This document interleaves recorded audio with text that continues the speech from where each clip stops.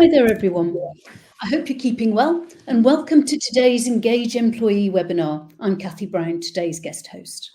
I'm delighted to be joined today by Adam Sullivan, who's the Chief Exec at Baywater Health, and Matthew Burgess, who is the Director of Customer Experience at Work Networks. Before I hand over to Adam and Matthew, I want to remind our audience at home to ask your questions today using the chat functions on your screen. We'll aim to answer all your questions towards the end of the session, but I can assure you that any questions we don't get around to answering will be answered after the event. Matthew, over to you. Thank you. Hello, all of you out there. It's really good to be talking with you today about employee engagement. I was going to introduce Adam, but actually he's already been introduced, so we can just pitch straight into it. There's an elephant in the room here. There's two elephants in the room, and I want to deal with both of these elephants before we start off.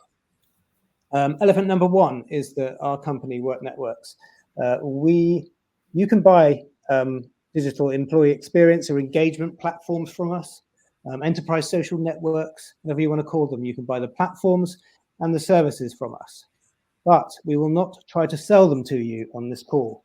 This is not a thinly disguised sales pitch. This is an opportunity for us all to come together and chew over this topic of employee engagement, whatever that may be. So that is the elephant number one. We are not going to try and sell you stuff, but you can buy it from us if you choose. Elephant number two is the word employee engagement. We see it all over the place, in articles, in LinkedIn, in the titles of conferences, and I think it's starting to lose any meaning it might have had. So I think I'd like us to kick off with this question, because we want to really get into what's real about it today, if we can. So if the chat's open, and if you could stick some answers into that chat, please. How would you explain employee engagement to a 6-year-old? Just while people start joining us today, drop something into the chat. And then Adam and I will start getting into this topic.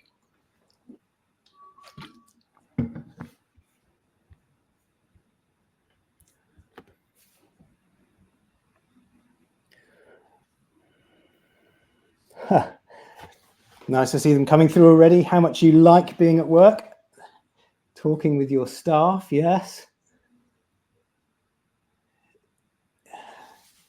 Happiness, enjoyment is coming through here.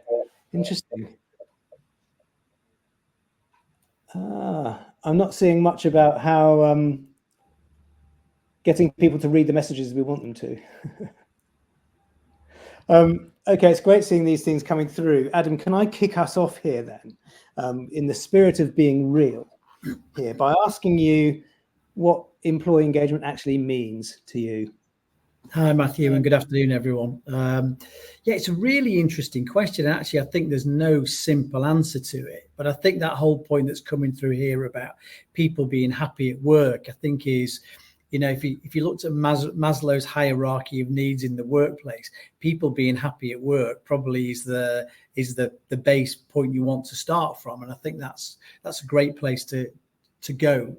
To me, I think it's about authenticity as well, and having that two-way communication between employees at all levels of leadership that is relatable. I mean, having come originally from a big corporate where messaging is polished and highly sanitized, that there can be a degree of cynicism when that reaches employee level, but equally that mechanism has tended to be one way.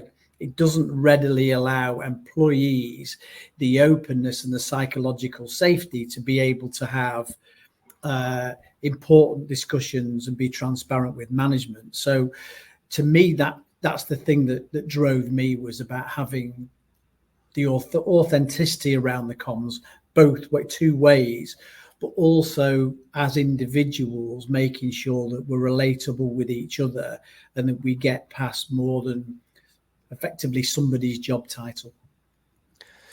Yeah, that's an excellent point I think you make there, that and that if we think about the word engagement, is that engagement is a voluntary act, isn't it? And a voluntary act involving two people. It's not like you can't make engagement happen, that you have to create the conditions where it can happen. And I love that you talk about the words, relatability and coming together beyond the barriers that separate us, let's say, in the org chart. And it's something that, I'd like us to start digging into for you now as a CEO. Now, for those who don't know about Baywater, can you just tell us a little bit about what Baywater does and why you're good at it? Yeah, absolutely. So we're a healthcare organisation, as it says on the tin. We support every day about 60,000 people in the UK who suffer from a long-term chronic clinical condition. In most cases, it's a long-term respiratory disease, and they are dependent on oxygen to live their lives independently. So they come to us at a very challenging and difficult time in their lives. So our core values essentially all around about caring. And that fits into how we hire people. The one thread that runs through all our people in our company is the desire and will to want to do positive things for others. So it's very selflessness. So that's the key thing around what we do. Business has been around for 20 odd years, as I say, part of a corporate. We did a buyout to create Baywater as an organisation and a brand in about 2013. So we've had quite a lot of change during those times and trying to create a new identity as an organisation. So the whole engagement piece has fitted around a lot of that change and the importance around what we do. And so what, I'm hearing that, obviously you've got a very dispersed workforce, that, people are out visiting patients, delivering the literal breath of life to them. And there's a really interesting point there you make about the will, almost, in a way, that people need to be able to think on their feet, to solve customers' problems, and to feel empowered, I suppose, to do that, which chimes in with a great couple of comments in the chat about this, about the Georgia Morris made a comment about being willing to go the extra mile, which is that kind of that act, isn't there?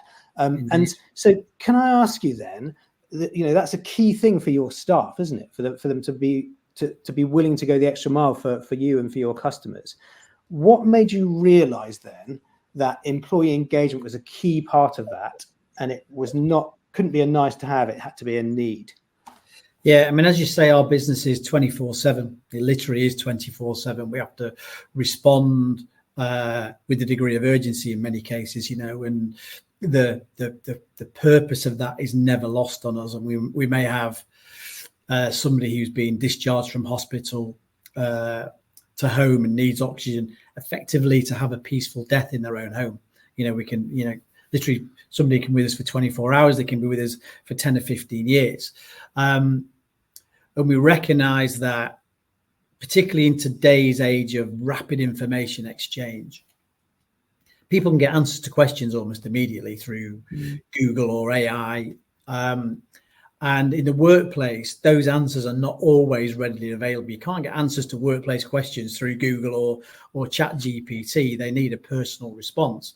And that need for responsiveness was a key thing in terms of the journey we went on with engagement. And I think particularly cultural change. So when we did the management buyout, the carve out from a big corporate in 2013, everybody knew it was coming, but they didn't know what it entailed and what the eventual outcome was. And it took quite a long time to get there.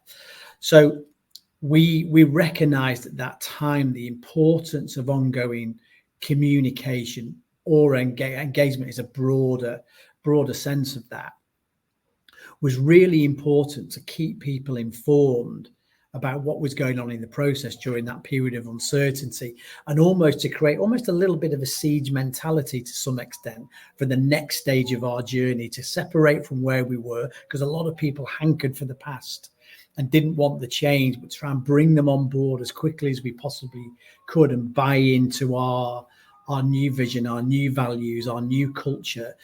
And I've mentioned this to you in the past. Actually, what it was around was creating a community. And I think that's a big part of engagement. And, you talk about people being happy in the workplace. Actually, I don't like to use it as a workplace. I like to think of it as a community, that work is just an extension of their life. And it's a big part of their life. I want people to talk to their their friends, their families about this community they're involved in and why it matters to them. I mean, it's interesting then that at a time of buyout and change, which is when a lot of senior leadership teams retreat into the boardroom and only let out the details that they need to, you and your leadership team made an effort to actually go in the opposite direction and try and build a closer connection. That could have backfired. What made it work out for you? Well, I think I was lucky at the time when I had an absolutely amazing comms manager work for the team who reported directly into me. The comms function has always reported directly into me. And we work very closely together in terms of the messaging. And what's great about that person, I think there's probably a lot of comms people on this call now, is I love the neutrality that comms people have. They're not necessarily seen as part of the evil leadership. They fit a nice balance in the middle between the broader workforce and the leadership team, and therefore can help balance the messaging. They understand the importance of the leadership communication and the leadership vision, and they've got a great ability to then convey that down without any agenda to the workforce. So that worked really well for us. And then I remember going through that, kind of things we didn't do well, and then there was this piece around immediacy and responsiveness, and I felt we had to do that better. I mean, we've written so many comms strategies over the years, and whenever you do employee engagement surveys, comms is always on there as something that we should do better. And I've seen so many conflicting surveys where I've got a large percentage of the workforce say you need to start doing more of this, and then the other half of the workforce tell you need to stop doing the same thing. So you've been a bit compromised in that to some extent. So I felt there was a need to do something that was more responsive and more immediate, and that's how we ended up going through in terms of a digital platform and creating a strategy around engagement which used technology as the enabler for it. I mean, I really love the way you describe your relationship with the comms team there, that it's rather than them being a direct kind of mouthpiece for the things that you wanted to do, that they were able to mediate and be a more neutral, maybe a more, a slightly more human perspective on some of the more difficult changes that we're going through. How did that land with the rest of your senior leadership team? That was fine. I think actually they felt that having that comms position there created almost a comfort blanket for them, because they were in the direct line of engagement to some extent. Now we've changed that. Now we've tried to put leaders front and center when it comes to engagement and communication. And I think, it's around at the point I said about relatability and authenticity, seeing people behind the job title or the job description. And I'm a great believer in leadership vulnerability as well. I don't believe in the old traditional ice cold heart of stone leadership. I like leaders to show a degree of vulnerability, because then that does make them more relatable. And to some extent, people can empathize with that. And then, we're all faced with the same challenges day in, day out. It's not, we don't operate on a blame culture, but if we can then create more collaboration through better understanding of each other as individuals, then that can only be a good thing. Yeah, I fully agree with you on that. So you made the point that, during this time you brought in a tech platform as part of this. And, again, employee engagement and digital employee engagement are kind of, they overlap, don't they, here, because of the way that our world is. But again, it takes quite a lot of additional effort to make that succeed. Can you explain what your journey was there? Yeah, so we ended up using a platform called Workplace, which was a Meta product, effectively Facebook for business. I found it by accident, actually. I went to a networking event, and there was a panel discussion going on, and there was a head of HR from a big outdoor clothes retailer, who was talking about the engagement challenge and how they'd brought workplace in and how it had revolutionized their ability to engage on a sort of a two-way and multi-platform, multi-channel basis with their employees, particularly manufacturing and remote workers. If you've got a dispersed workforce, and as you sort of highlighted, we've got probably 60 to 65% of our workforce, if not more actually, are remote-based people. People who work out from a van effectively every day, technicians visiting people in the home. They'll visit a depot for an hour in the morning. And that can be quite an isolated place to work. And if we want to engage with them, we want to get their feedback about what their working environment looks like. Are they happy at work? Give them a mouthpiece, but and do it in a very informal way. And it gives them comfort to do that. And if they can see everybody who's, multitude of people engaging with it, then it creates that broader engagement between across the whole workforce, whether it's leaders, remote people, office people. And it actually creates a great connection between people who work in the office and somebody who might work 300 miles away out of the van. It creates a social engagement. Now, I've never been a Facebook user, really. I think I've got about 7 friends on Facebook at the moment. That's not because I'm inherently unpopular. It's just that I don't choose to engage in that basis. So moving on communicating that way was a bit of a challenge for me. But I recognized that the only way I was going to get everybody else to get involved was to lead from the front with it, really. So the implementation of workplace effectively became my project.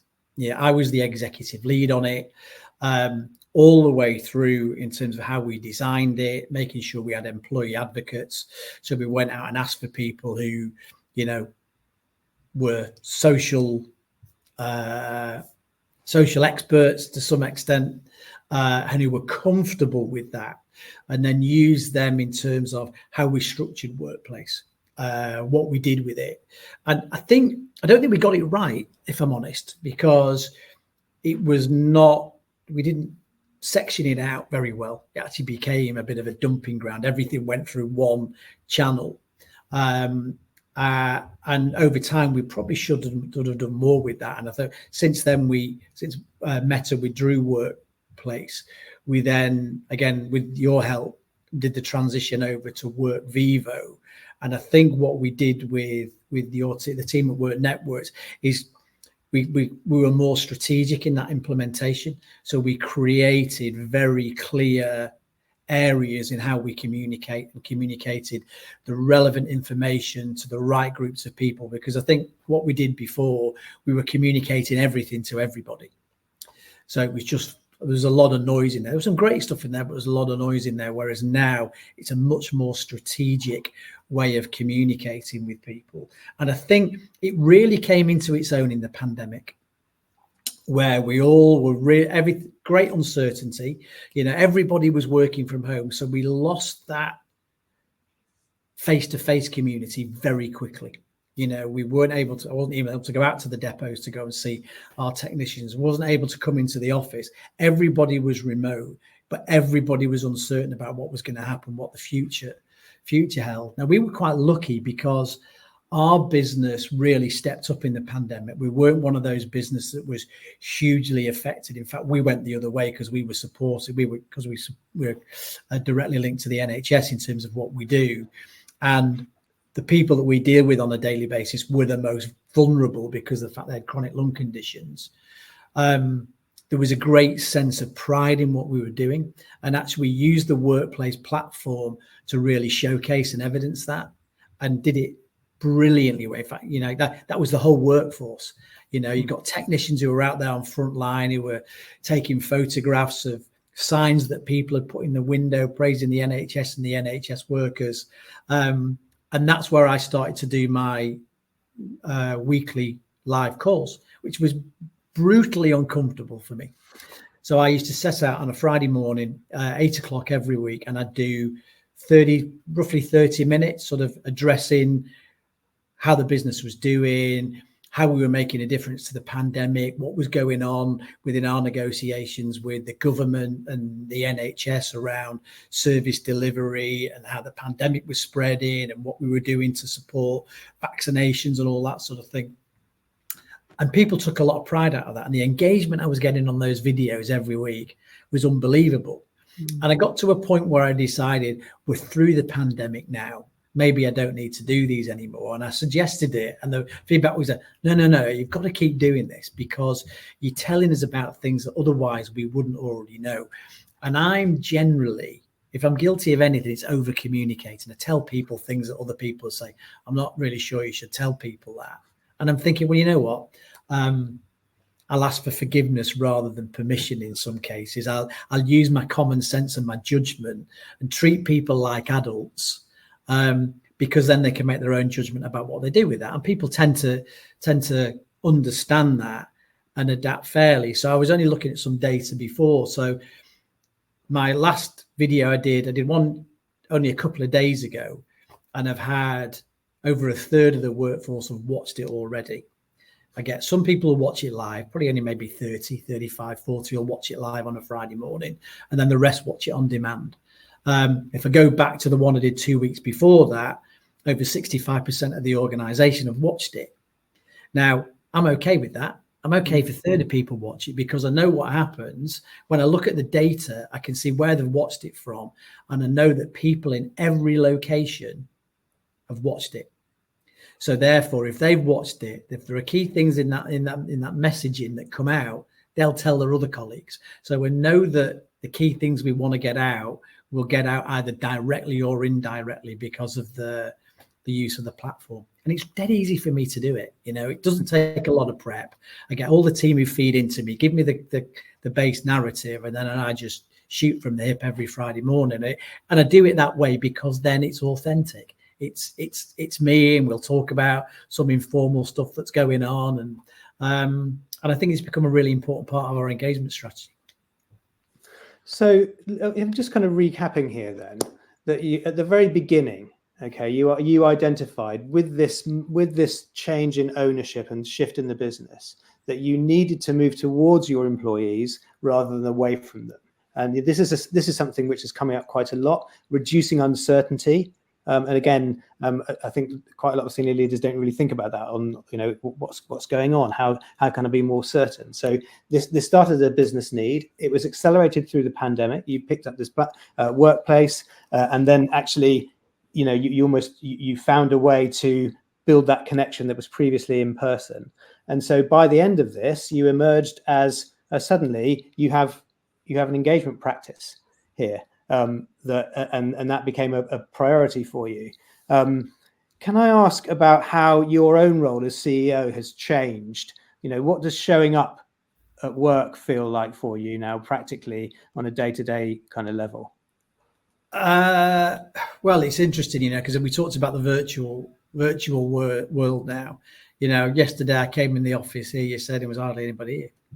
You know, top floor up here was, you know, people work from home different days of the week. So the ability to be able to face-to-face water cooler talk with people on a day-to-day basis doesn't exist anymore. If I come in today and I think I need to have a chat with person X, Y, or Z, I can't guarantee it's always going to happen. So actually being able to use the digital tools, and of course, you know, we're doing a lot of that with it. If you're on Microsoft or Google products, you've got the ability to do that through chat anyway.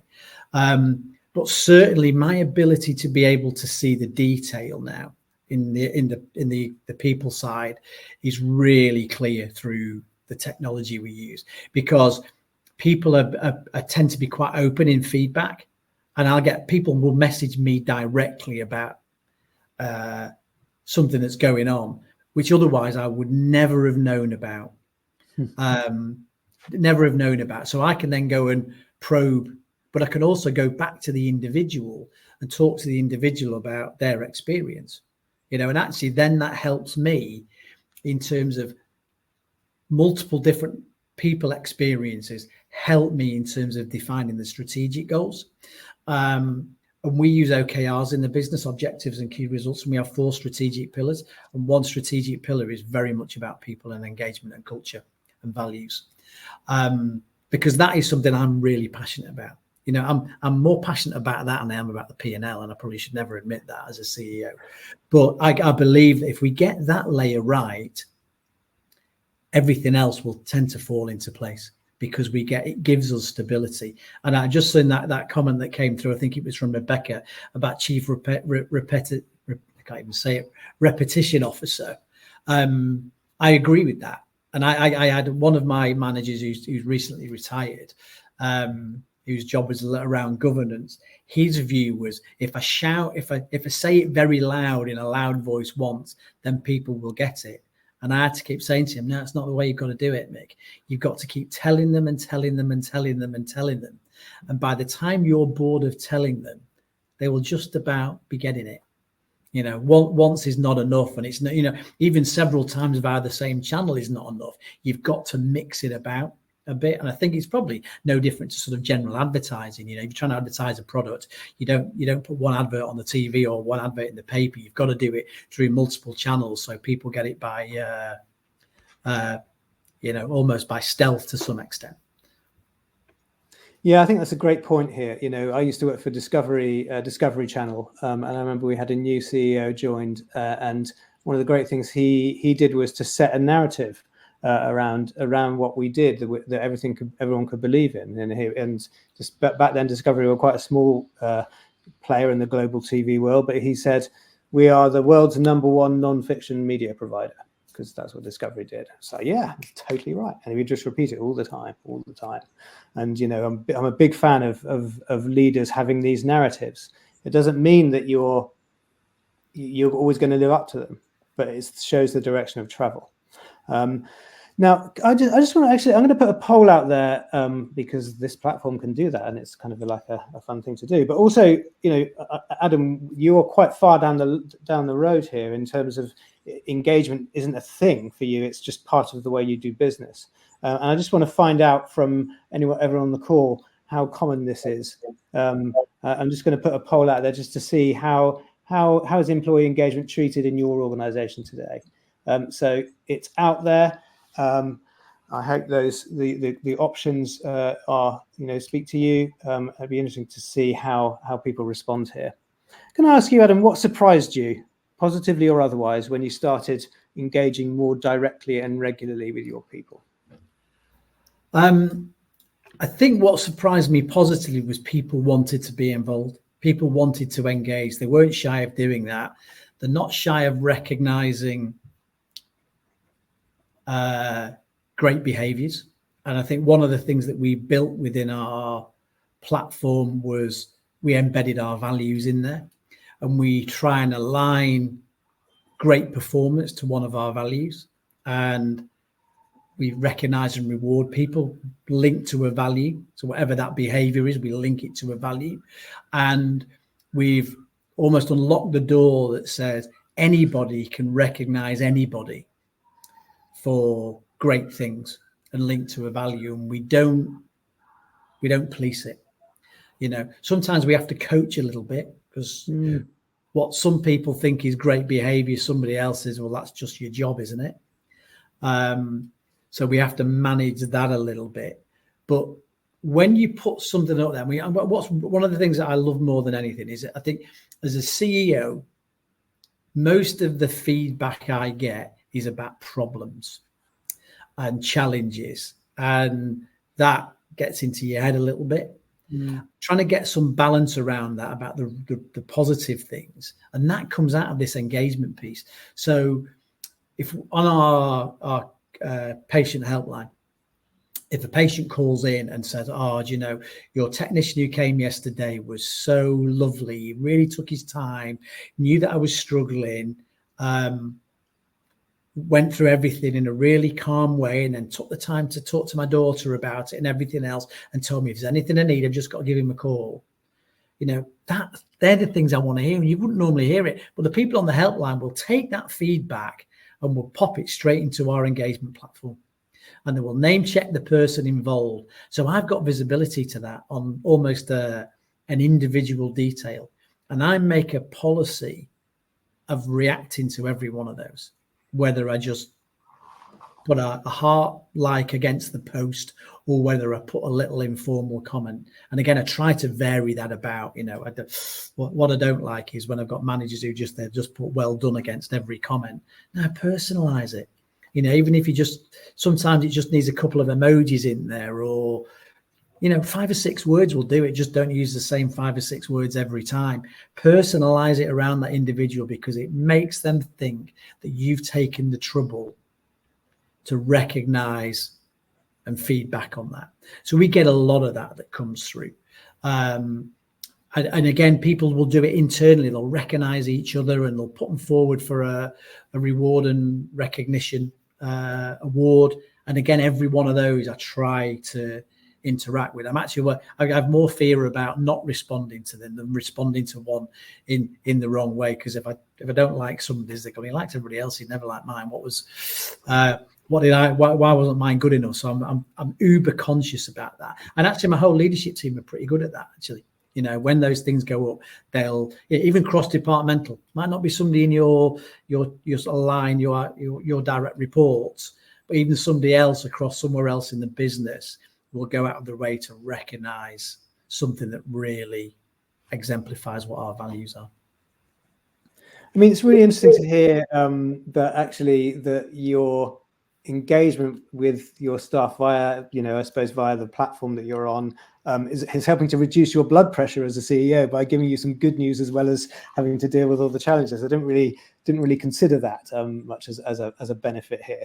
I'm recapping on the things that you're talking about here with the, if I'm looking at the poll, that there's people here for whom engagement is a strategic priority. It's part of what they're doing. I guess they're walking a similar path to you. But there's an equal amount, I think, underneath maybe that it's still a question for them.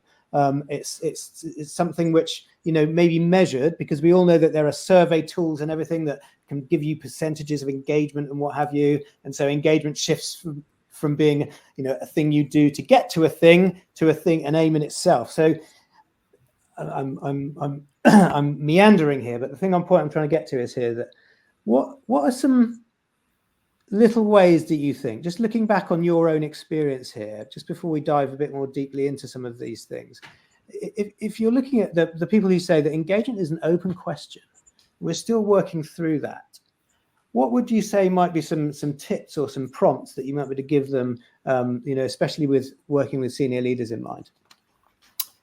I think as leaders, we're fearful of the negative.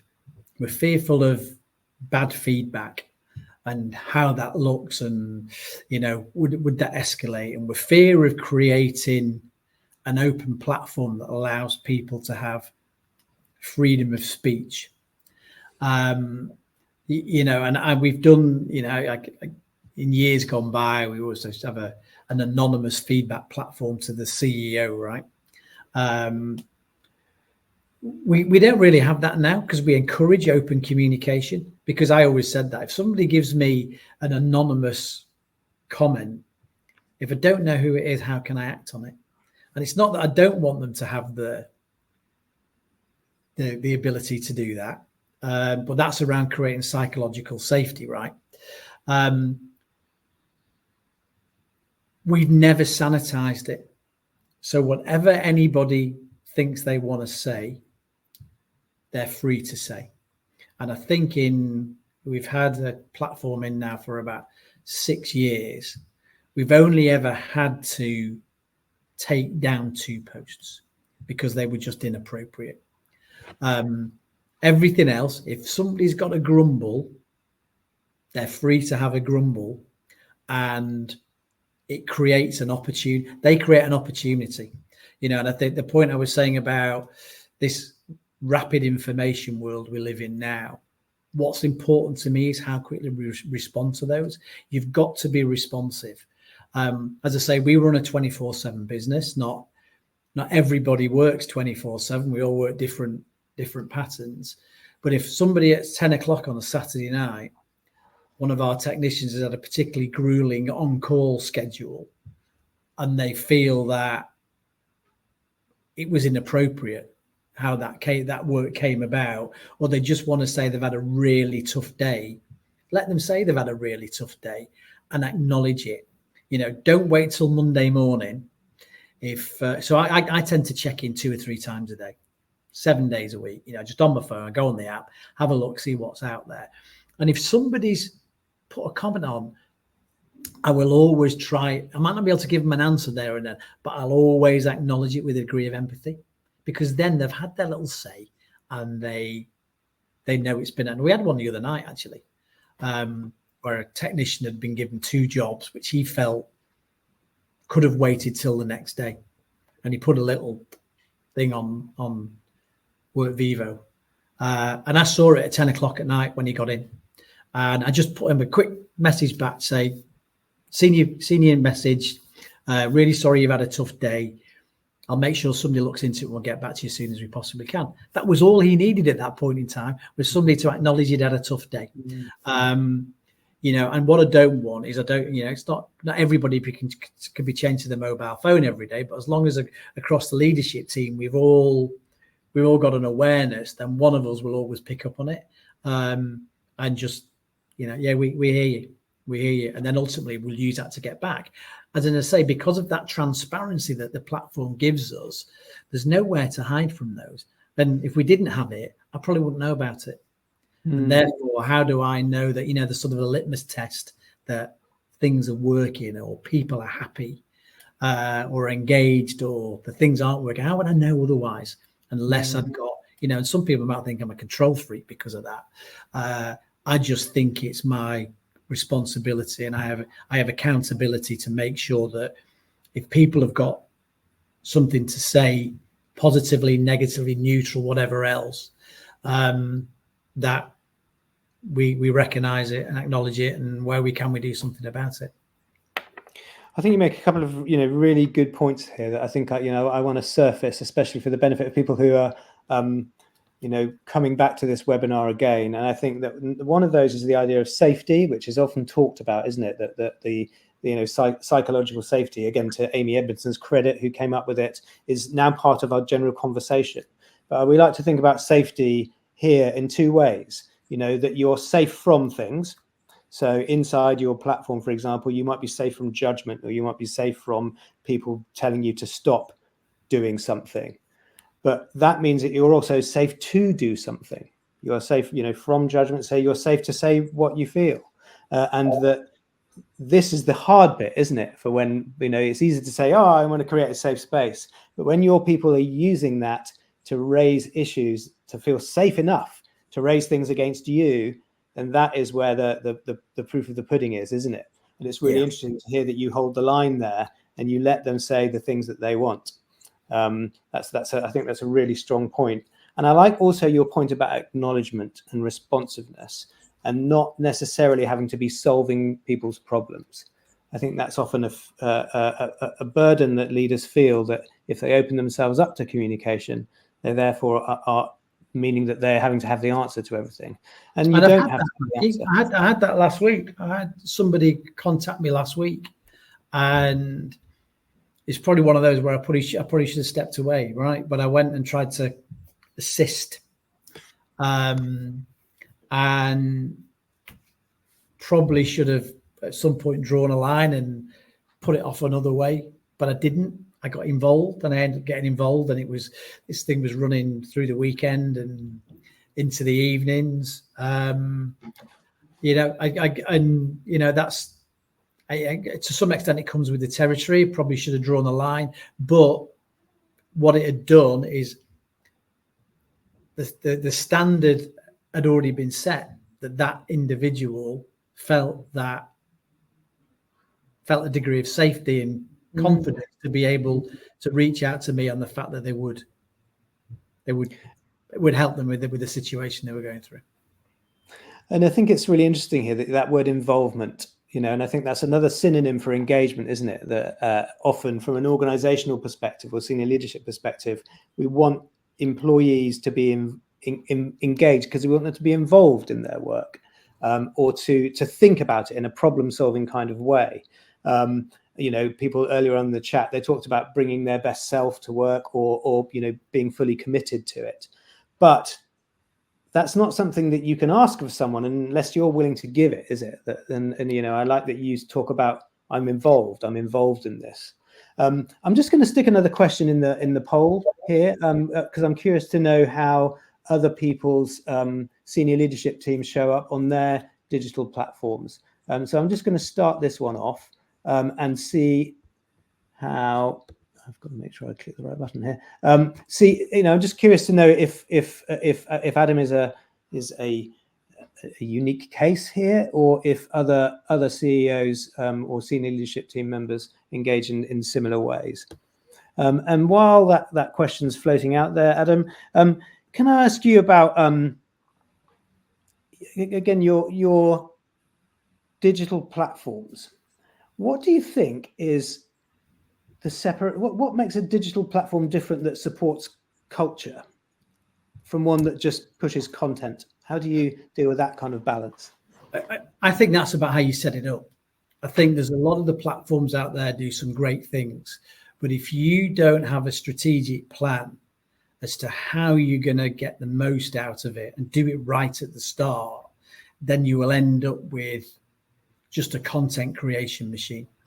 I think, as I said to you, we have quite a few things related to our values in terms of how we reward and recognize people within the platform. Our values are built into the platform itself. So it's easy when we throw something out there, a piece of content, we can relate it directly to the value. And it certainly keeps our values and our vision alive, right? Keeps it front and center. Almost subliminally because of the way we do that. So I think that's the fundamental thing, is you've got to determine what you want out of the platform, because the platform in itself won't give you unless you've structured it and have a clear vision as to what you want it to do.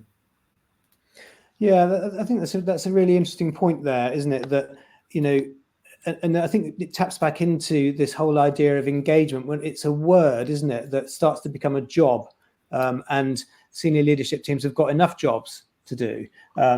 So, I don't know, just with an eye on, people have come through in the polls talking about how, some senior leaders that their interactions feel quite scripted. And, again, with the best will in the world as comms people, we need to sometimes craft messages for the senior leaders because it takes time to write a message. But how do you move someone from that kind of pattern of scripted messaging to, what's the next step? It's really hard, actually. That's really hard. I mean, it's really good to see that almost 50% are in those top two categories. Disappointing that there's nearly 30% who rarely show up at all, because it has to come from the top. And I'm sure everybody who's on this call recognizes the importance of that. If you've got an exec team who believe in it and are prepared to roll with it, it makes the comms and the HR side a lot easier. This is not an HR role, right? And it's not a comms role. It's a leadership strategic initiative that has to be owned by them. Okay, it's not a delegation out. You've got to be involved. You work as a team. I mean, literally, I've just recruited a new position here, a head of people and culture director, who starts work tomorrow with us. I'm fascinated by that. How we've moved from personnel to HR. Now we're recruiting people whose job is culture, is to develop the culture. And I think that's a fantastic thing, because that can only push us in the right way forward. And that person's role is to influence the leader. He's part of the leadership team, but it's to influence the people. Because I think that the biggest challenge is that from leaders, it's how do you align engagement to the P&L, right? Because that's what most of us are there for. It's driving profit, revenue, cost, growth. How do you measure where engagement fits into that? Because I think that's quite that in itself is quite challenging. Yeah, it's an interesting one, how you measure it. That it's something that we do lots of work with, obviously, with various platforms and looking at the analytics. and the analytics and platforms are often designed to showcase the use of the platform. But actually being able to see that people, let's say if I look at your platform, for example, that you have really high percentage of daily active users from monthly active users, one of the highest we've seen, and the same with weekly active users. So you've got people who are coming back regularly, into that platform. Just almost as a kind of, I don't know, I'm really keen that people who are present here on this webinar are getting value in terms of little things that they can do to move the needle. What do you think that people can do to shift the perception of employee engagement from something that they have to do to a way of achieving organizational goals? I think you have to look at this, what are the outcomes you want to achieve? What do you think that great engagement is going to deliver? I think the things I talked about immediacy and authenticity and the responsiveness, because otherwise, I mean, if you talk about traditional leadership in ivory towers, and, I tell you what, if I go back to I think it's if those of you who've seen the advert for Nationwide Building Society that are going around at the moment, where the other bank over the road and the CEO, who's played by that very famous actor, whose name I can't remember, who's a very traditional ivory tower corporate based on profits, where Nationwide have got this very customer focused policy. The same thing applies, right? You can take that whole thing around engagement as well. What is it you're trying to achieve, and how are you going to achieve that? And take your head out of the clouds around what traditional leadership looks like in communications, and how you're going to deliver that. Because I think if you can articulate the outcomes and the value that it creates, then it makes a much stronger proposition. Because that's something it's something that I always ask the question. If somebody comes to me with an initiative, it's okay, articulate the value. Articulate, if I'm going to be making an investment in something, articulate the value and demonstrate how we're going to make that work and what the plan is. As long as there's value in it, then it's the door's ajar, to make those decisions. But you've got to understand that. I mean, I still find some of this quite challenging. Return on investment around people-related initiatives. Trainings are one. You have to, we do with investors in people. How do you measure return on investment in training? I'm still struggling with that 3 years on.